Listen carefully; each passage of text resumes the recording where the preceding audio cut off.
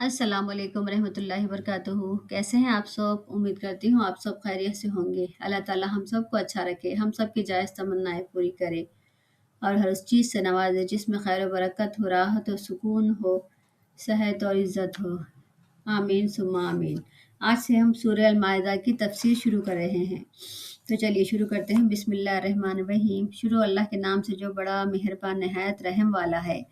खुलासा, ये सूरह मदीने में नाजिल हुई। इसमें 120 आयतें हैं। रवायत से पता चलता है कि ये सूरह सिला हदीबिया के बाद करीब 6 हिजरी या 7 हिजरी के शुरू में नाजिल हुई होगी।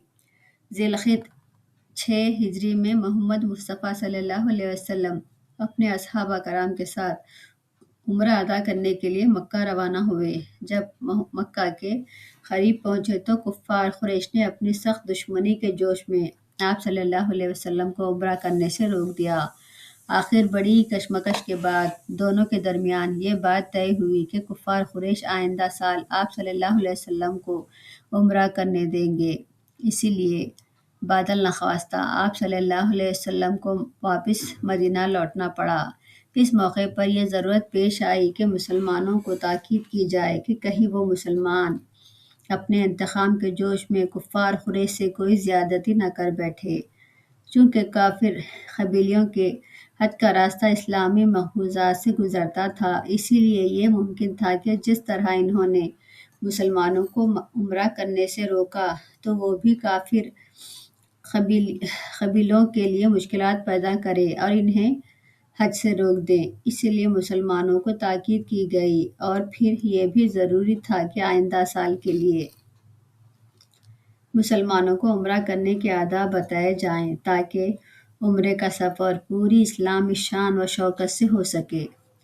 जंग उहद में मुसलमानों को जो शिकस्त हुई थी, इनको सदमा तो काफ़ी पहुंचा था, लेकिन इनकी हिम्मतें और मजबूत हो गई और वो ज़ख्मी शेर की तरह उठे और इनकी मुसलसल जदोजहद ने 3 साल के अंदर मदीने के चारों अतराफ के कबीलों का जोर तोड़ कर रख दिया। मदीने के आसपास यहूदियों का जोर भी टूट गया। इस्लाम को दबाने के लिए कुफ़ार कुरैश ने बहुत कोशिश की। इनकी आखिरी कोशिश ग़ज़वा खंदक के मौके पर हुई, जिसमें वो सख्त नाकाम हुए। इसके बाद सारे अहले अरब को पता चल गया कि अब कोई भी इस्लाम की तहरीक को नहीं मिटा सकता। अब इस्लाम न सिर्फ एक अक़ीदा था, बल्कि वो एक रियासत भी था। अब मुसलमान एक ऐसी ताकत के मालिक हो चुके थे कि बग़ैर किसी रोक टोक के अपने ईमान के मुसल्लिक के मुताबिक ज़िंदगी बसर करें। मुसलमानों का अखलाक और तहज़ीब व तमद्दुन एक इम्तियाज़ी शान रखती थी, जो दूसरे गैर मुसलमानों से बहुत ही आला थी। यहाँ तक कि पहुँचते पहुँचते दीवानी और फौजदारी के इस्लामी क़वानीन तफसील के साथ बन चुके थे।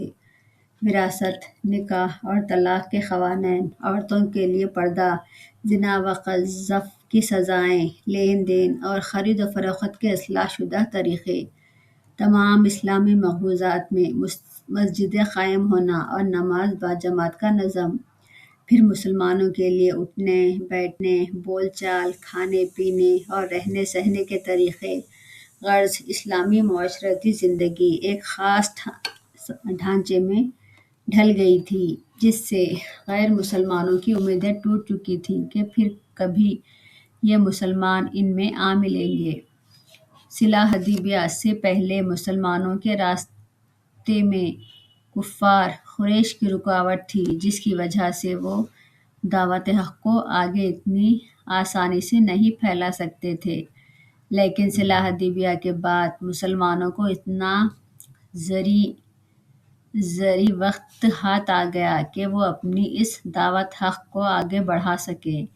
चुनांचे मोहम्मद मुस्तफ़ा सल्लल्लाहु अलैहि वसल्लम ने ईरान, रोम, मिस्र और अरब के बादशाहों को ख़तूत लिखकर इस्लाम की दावत दी और साथ ही मुसलमानों के दाई हक़ दूसरे कबीलों और कौमों में दीन हक़ की तरफ बुलाने के लिए फैल गए। यही हालात थे जब सूरह अल माइदा नाजिल हुई। इस सूरे में मुसलमानों को मजहबी तमद्दनी और सियासी ज़िंदगी के मुतालिक अहकाम व हिदायत दी गई है। سب سے پہلے اللہ تعالیٰ مسلمانوں کو تاکید کرتا ہے کہ اپنے حدود و قیود کی پابندی کرو جو اس سورے میں تم پر عائد کی جا رہی ہے اور جو اس سے پہلے تم پر عائد کی گئی ہے۔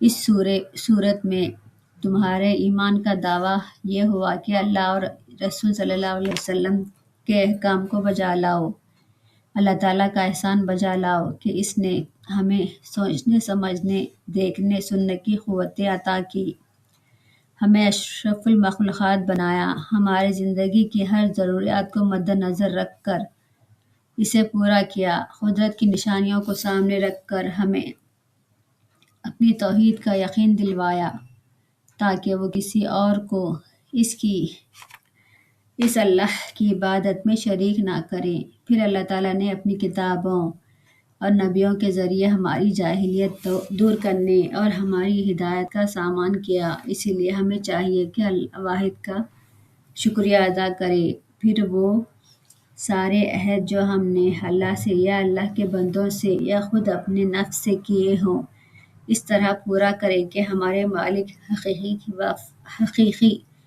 کی وفاداری میں فرق نہ آئے۔ اللہ تعالیٰ ہم سب کو پڑھنے سننے سے زیادہ عمل کرنے کی توفیق عطا فرمائے، آمین ثم آمین۔ جزاک اللہ خیر۔